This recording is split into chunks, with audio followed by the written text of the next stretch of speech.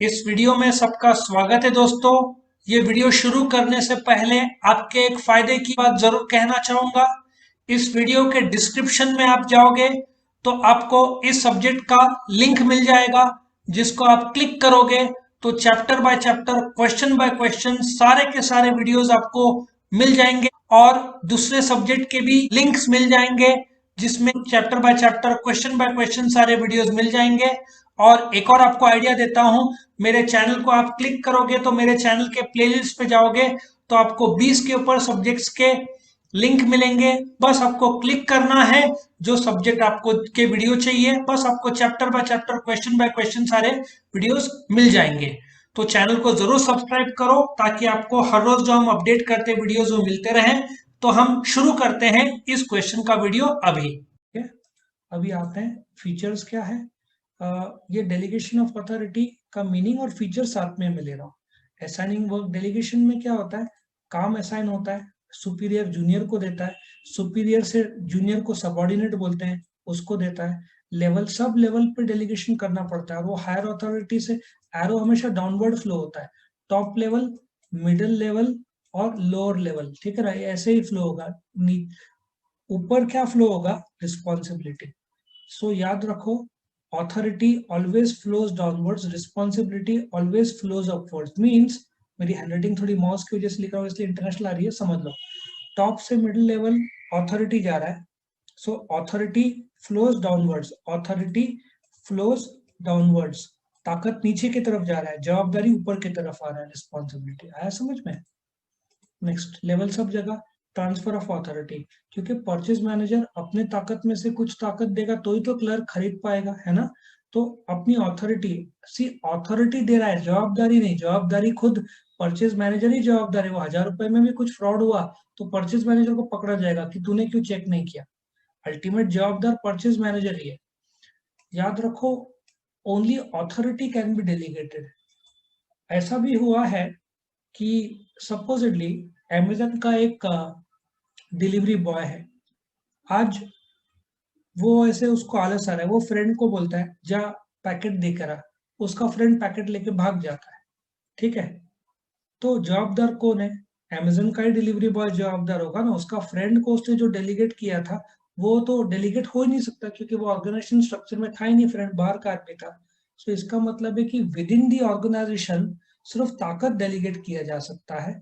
काम अल्टीमेटली, जो काम है, अथॉरिटी प्रिंसिपल ही जवाबदार है, पूरा टीचिंग एडमिशन, ठीक है ना, एग्जाम लाइब्रेरी सब के लिए टीचर ही, प्रिंसिपल ही जवाबदार है, ठीक है। फॉर्मल, फॉर्मल क्यों बोला है, मैंने ऑलरेडी बताया कि ये इनफॉर्मली तुम बाहर के लोग को काम दोगे, वो तो इनफॉर्मल होगा। डेलीगेशन, सुपीरियर एक कंपनी में, फॉर्मल मतलब बीवाईके कॉलेज के अंदर ही प्रिंसिपल और बीवाईके के टीचर ही जवाबदार है। यदि बीवाईके कॉलेज ने एक गेस्ट फैकल्टी को बुलाया कि भाई सैटरडे को 2 घंटे का लेक्चर ले ऑन बजट, ठीक है, गेस्ट फैकल्टी आता है 2 घंटे का लेक्चर लेता है, लेकिन वो guest faculty is not responsible for the exams और द सेटिंग और the checking of question papers and answer sheets, बराबर है। क्यों? क्योंकि वो बाहर का आदमी है। जो कॉलेज के टीचर्स है वही जवाबदार है, करेक्ट। अल्टीमेटली मैंने क्या बोला, प्रिंसिपल ही जवाबदार है। ये तुम नोट करो कि जो, जब ये मैटर कोर्ट में था एग्जाम्स का, रखना है कि नहीं रखना है, महाराष्ट्र गवर्नमेंट ने तो बोला था बहुत सारे कोविड के केसेस है मत रखो, लेकिन सुप्रीम कोर्ट ने खारिज कर दिया था। इसका मतलब एग्जाम लेना पड़ा। तो अल्टीमेटली एग्जाम लेने की जवाबदारी किसकी थी? चांसलर। तुम देखो, बार बार अपने चांसलर आके बता रहे थे ऐसे होगा वैसे होगा। लास्ट में एमसीक्यूज रखना पड़ा उनको, क्योंकि सुप्रीम कोर्ट ने ऑर्डर दिया था, ठीक है।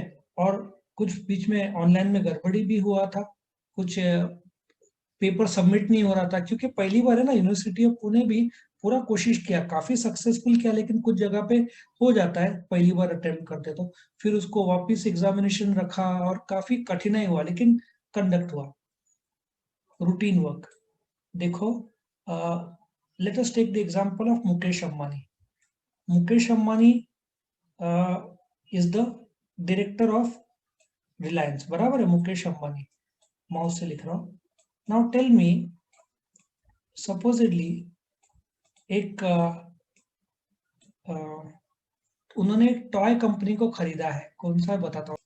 तुमको पता नहीं होगा कि मुकेश अंबानी रिलायंस इंडस्ट्रीज लिमिटेड का डायरेक्टर है, ठीक है ना। तो इन्होंने वर्ल्ड का सबसे पुराना एक टॉय मेकर है जिसका नाम है हैमले, इसको खरीदा। हैमले, और खरीदा 620 करोड़ में। किसने? रिलायंस इंडस्ट्रीज लिमिटेड में। कैश डील था, पूरा कैश दिया उनको। और नाउ टेल मी, मेरा एक सवाल है तुमसे, क्या रिलायंस मुकेश अंबानी किसी अपने जूनियर को बोलेगा सेल्स मैनेजर जा खरीद के लेकर आ? नहीं, ये डिसीजन मुकेश अंबानी का है। नाउ एक बार खरीद लिया हेमलेस को, तो अभी लीगल प्रोसीजर रहेगा, गवर्नमेंट ऑफ इंडिया को बताना पड़ेगा, रिटर्न्स फाइल करना पड़ेगा, रजिस्टर करना पड़ेगा, बहुत सारे नाम चेंज होगा डॉक्यूमेंट्स में। कंपनी का हैमले तो ब्रांड है, बट मालिक रिलायंस है, तो पेपर वर्क तो करना पड़ेगा ना। सो वंस हैमले को खरीद लिया, पेपर वर्क मुकेश अंबानी क्या करेगा? अपने लीगल टीम को बोलेगा now you manage the papers. मतलब रूटीन काम ही डेलीगेट होता है, खरीदने का डिसीजन मुकेश अंबानी का होगा। लॉजिक समझ में आया? Only routine decisions are delegated. Routine work, important decision जैसे हैमलेस को खरीदने का, ये बहुत बड़ा फैसला है। ये मिडिल लेवल के लोग नहीं कर सकते, टॉप लेवल पे ही फैसला लिया जाता है। Can be withdrawn. अभी सपोजिटली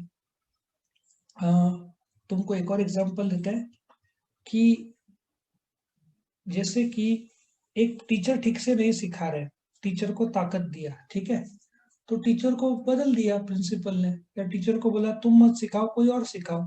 जो ताकत दिया था सिखाने का वो वापस लिया। ऐसे भी केसेस थे कि बोलते ना, वो ठीक से काम नहीं कर रहे थे तो उनको दूसरा डिपार्टमेंट में शिफ्ट कर दिया। मतलब जो तुम ताकत देते हो, तुम वापस भी ताकत ले सकते हो। कि भाई नाउ, जैसे कि मैंने परचेज मैनेजर का एग्जांपल लिया था।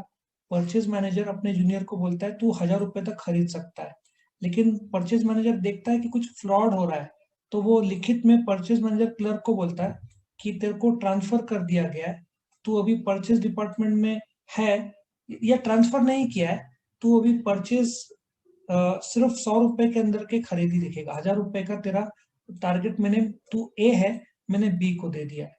सो जो 1,000 रुपए का खरीदी का ताकत जो क्लर्क ए को दिया था, वो वापस ले लिया, और परचेज मैनेजर ने वो बी को दे दिया। क्या पॉसिबल है? Answer is yes.